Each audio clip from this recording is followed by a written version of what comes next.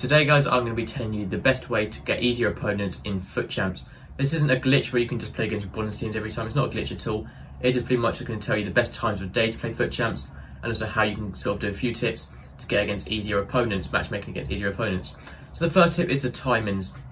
I'm not going to go into too much detail because there isn't really too much detail on it.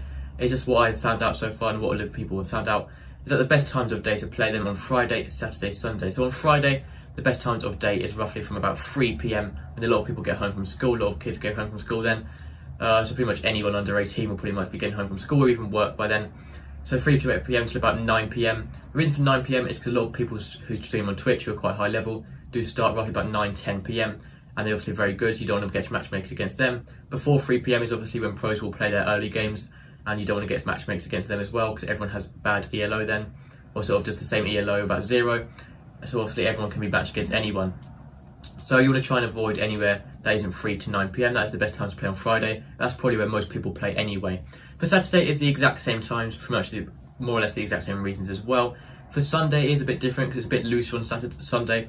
Pretty much everyone has finished their games by then, and if you still have a few games left, you may notice it is a lot easier on Sunday because there's not many people playing. It's just more relaxed on Sunday.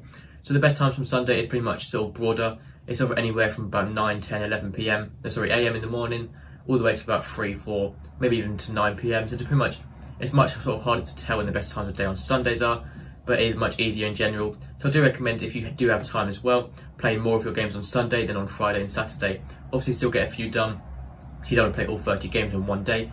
But if you do have if you are free all weekend, then Sunday is the best day to try and get most of your games in, and roughly about the middle of the day. Try and avoid the evening times. Obviously try and avoid Sunday night because a lot of people do have tons of games left then.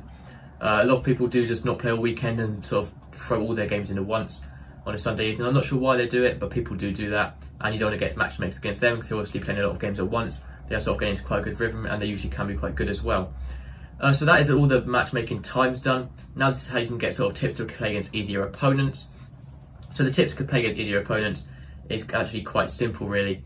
All you have to do is not quit your games. That is the first tip. So very, very simple. Do not forfeit. It doesn't matter if you're losing 10-0 to a pro, or you're losing 1-0 and you just want to rage quit because there's only a few minutes left. If you are losing the game, or just if you're winning the game, obviously never ever forfeit the game.